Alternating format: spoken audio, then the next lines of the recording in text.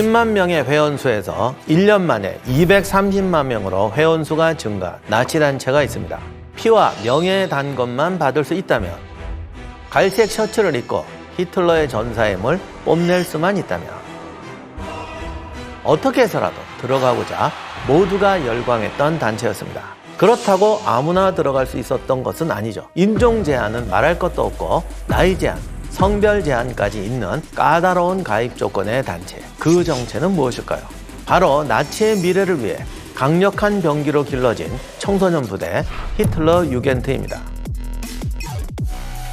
그들은 어떤 세뇌를 당했길래 성인이 되기도 전에 전쟁 병기로 길러져서 어린 나이에 총알바지로 전쟁터까지 내몰린 것일까요?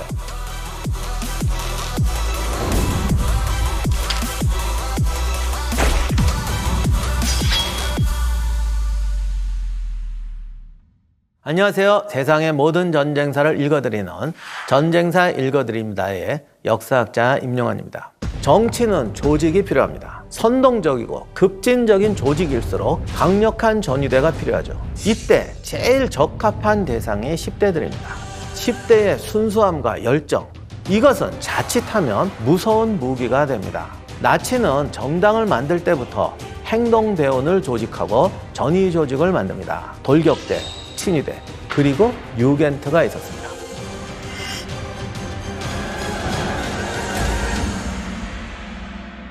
(1930년대) 초 나치당이 인기를 끌면서 나치는 독일의 미래를 짊어질 젊은이들을 조직적으로 모아서 나치 이념을 주입시키고자 10살부터 18살까지의 청소년들을 투사와 군인으로 훈련시키는 군사 조직을 만들게 됩니다. 나이와 성별에 따라서 조직이 달라졌는데 나치 정권에서 가장 중요한 역할을 한 조직이 히틀러 유스, 히틀러 유겐트였습니다. 초기에 히틀러 유겐트는 아무나 들어갈 수 있는 단체가 아니었죠. 키와 몸무게, 머리카락, 눈동자 색깔, 얼굴과 몸의 비율 등 엄격한 인종 기준 선발을 거쳐서 순수 아리아인 혈통이라고 판정을 받은 청소년들만이 입단이 가능했습니다. 1930년에 나치당 청년 조직 전국 회원수는 2만 6천 명이었고 1932년 말에는 10만 명이 넘게 됩니다.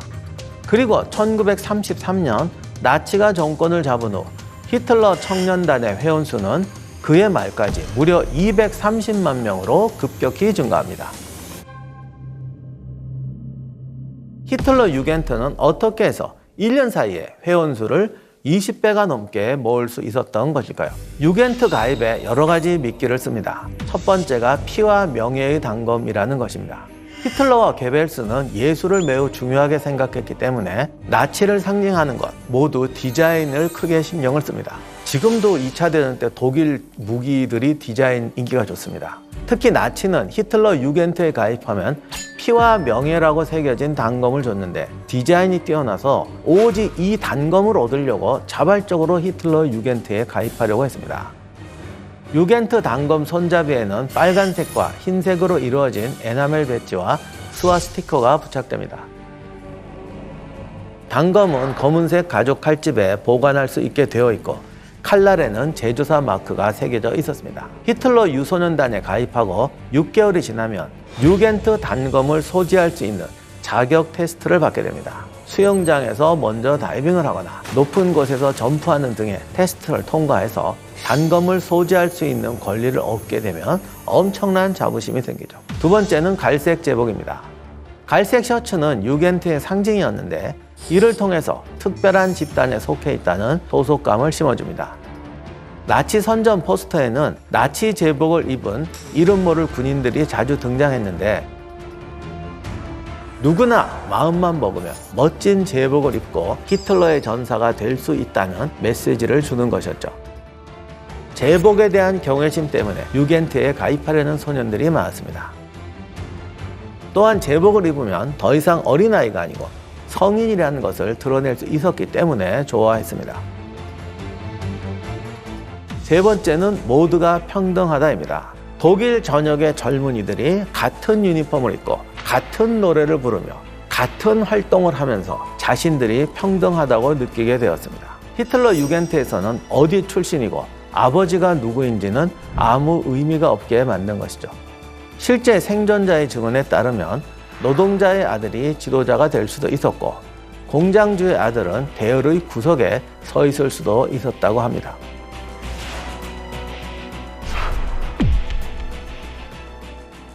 히틀러 유겐트는 가입자 수를 늘리기 위해서 법을 제정하고 가입하지 않은 사람에게는 차별까지 합니다. 1936년을 독일 유소년단의 해로 명명해서 히틀러 유겐트에 가입하지 않은 10살 이상의 청소년들의 가입을 조직적으로 유도합니다. 대대적인 캠페인을 벌이면서 동시에 강한 압력을 가하죠. 가입을 하지 않고 버티는 학생들은 왜 나는 히틀러 청년단에 있지 않은가? 이런 제목의 에세이를 반복적으로 써야만 했고 선생님들과 동료 학생들의 잦은 조롱의 대상이 되었으며 졸업을 거부당하기도 합니다. 많은 고용주들이 유겐트가 아닌 사람에게는 연습생 제도를 제공하는 것을 거부하기도 했습니다. 히틀러의 47번째 생일인 4월 20일 마리엔부르크 성에서 충성의 선서식을 거행합니다. 1936년 12월 1일 법령을 제정해 자발적인 가입 원칙을 폐지하고 독일 내 모든 청년들은 히틀러 청년단 내에서 조직된다 라고 명시하며 가입을 의무화합니다. 이를 따르지 않으면 처벌하겠다고 위협하죠. 이로써 유겐트 회원수는 500만 명을 넘게 됩니다. 히틀러 유겐트는 나치당의 하부 조직에서 국가 조직으로 격상되었고 독일 청소년의 양육은 제도적으로 학교와 가정 그리고 히틀러 유겐트가 담당하게 됩니다. 브레멘의 한 학교의 경우 1936년에 전체 학생의 99.8%가 히틀러 유겐트에 소속이 될 정도였죠. 1940년이 되자 회원수는 800만 명이 됩니다. 하지만 유겐트의 엄격함 때문에 탈퇴를 하는 청소년들도 있었는데 그럴 경우에 직업을 갖거나 대학에 들어갈 수 없다는 걸 알게 되면 다시 합류하게 되었습니다. 이 당시 유겐트 중 선택받은 자들만이 히틀러를 직접 만날 수 있는 기회가 생깁니다. 유겐트 고위 단원이었던 알폰스 헤크에 따르면 매해 열리는 나치당 회의에 전국 800만 명의 유겐트 중에 5만 명이 선발되어 참석하게 됩니다. 이것은 그들에게 엄청난 영광이었죠. 히틀러가 단상에 올라 유겐트에게 젊은이들이라고 표현하며 우리는 한민족이 될 것이다 라고 하자 모두 히틀러에게 속해 있다고 믿게 되었고 무적이 된 듯한 느낌을 받게 됩니다. 사실 나치당 집회에서 가장 유명한 게 요즘 우리말로 떼창입니다. 수를 쓴 건지 자발적이 된 건지 모르지만 스포츠 궁전 같은 데서 히틀러가 쫙 연설을 하면 알아서 마지막에 관중들이 환호를 하다가 합창으로 떼창으로 행사를 마감했는데 당시 그걸 관람했던 외국인들도 어마어마한 충격을 받았다고 해요. 아마 이런 데에서 히틀러 유겐트는 더더욱이 전위적인 역할을 했을 겁니다. 유겐트에서는 육체 훈련과 스포츠 활동을 중요하게 여겼습니다. 준비된 전사로 잘할 수 있도록 유소년단 시절부터 야외 훈련과 사격 훈련을 시켰는데 유겐트에서 가장 중요한 일과가 사격 훈련이었죠. 제2차 세계대전이 발발하기 전인 1938년에 120만 명의 유겐트가 사격 훈련을 받았을 정도였습니다.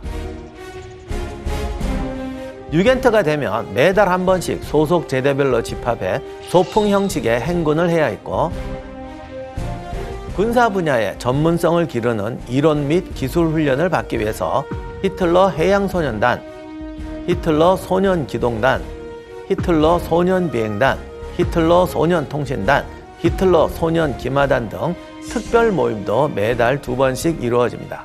이런 식으로 유겐트는 주중에 3, 4일의 저녁 시간과 매달 3회의 일요일 모임에 참석해야 했을 정도로 일상생활에 큰 비중을 차지합니다. 유겐트는 방학 캠프에도 참여해야 했습니다. 방학 캠프에서 소년들은 기성세대들의 통제에서 벗어나 그들만의 공동체 의식을 기르도록 교육을 받습니다. 이것은 나치 체제의 조직을 경험하도록 하는 것이었죠. 동일한 조건에서 생활하고 체육 활동을 통해 서로의 생명을 보장해야만 하는 전선의 병사들이 느끼는 공동체적 전우애와 영웅주의를 경험하게 하는 것.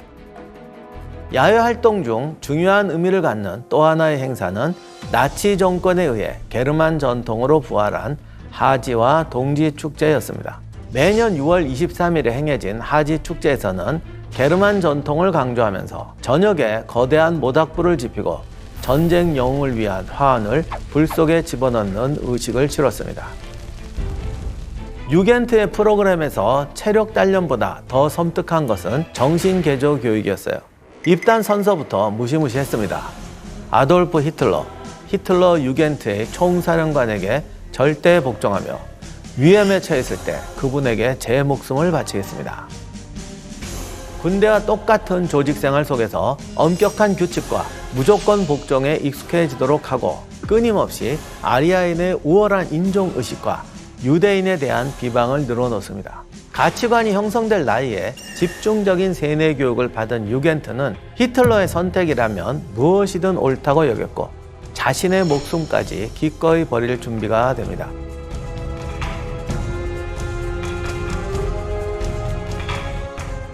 제2차 세계대전이 발발하고 유겐트는 전선에 투입되어 구호 활동에 참여합니다. 심지어 나이가 많은 소년, 소녀들은 전쟁 초기에 독일에 합병된 영토에 배치되어서 독일 국경 밖에서 살고 있던 독일계 민족에게 독일어와 독일 문화 및 전통을 가르칩니다. 또 그들은 후방에서 군대를 지원하거나 보급을 담당했고 전쟁 막바지에 이르러서는 고학년부터 차례로 최전선에 투입되었습니다. 소년들은 작은 체구를 이용해 적군에 몰래 잠입하거나 참호에 숨어 있다가 급습하는 작전에 투입되었고 수류탄과 총을 사용한 전투에도 불려나갑니다. 철저한 사상교육으로 무장한 소년들은 망설임 없이 달려나갔다고 합니다.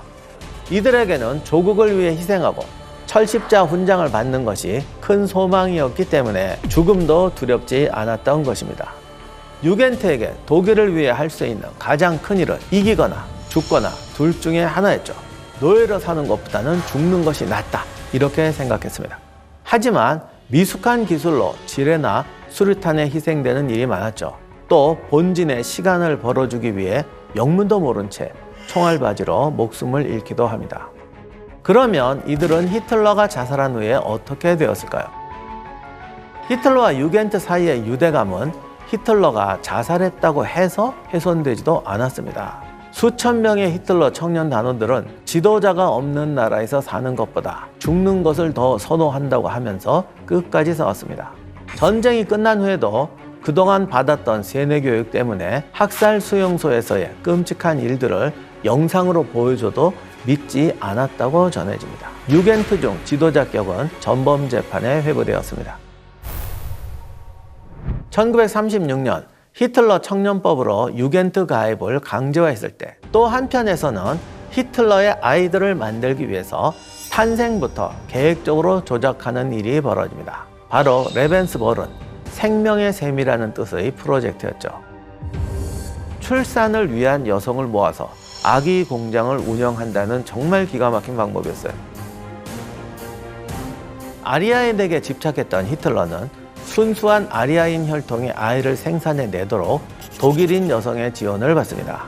이 프로젝트로 탄생한 순수 아리아인 아이들이 다음 세대 나치 독일 엘리트로 자라나길 바랐던 것입니다. 히틀러의 민족주의 사상에 세뇌된 나치 여성 장교들, 갈 곳 없는 고아, 미혼모 이런 수백 명을 모아서 독일인 장교들과의 사이에서 아이를 낳게 되었는데 아리아인의 아동의 출생률이 쉽게 증가하지 않자 노르웨이 여성들을 납치해서 강제로 게르만족 아이를 낳도록 했습니다.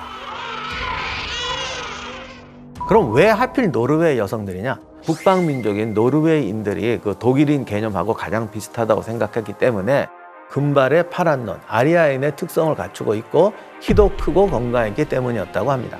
이렇게 태어난 아이들은 레벤스보른에서 단체로 생활하며 나치 사상을 교육받았고 게르만족 우월주의를 선전하는 도구로 이용되었습니다.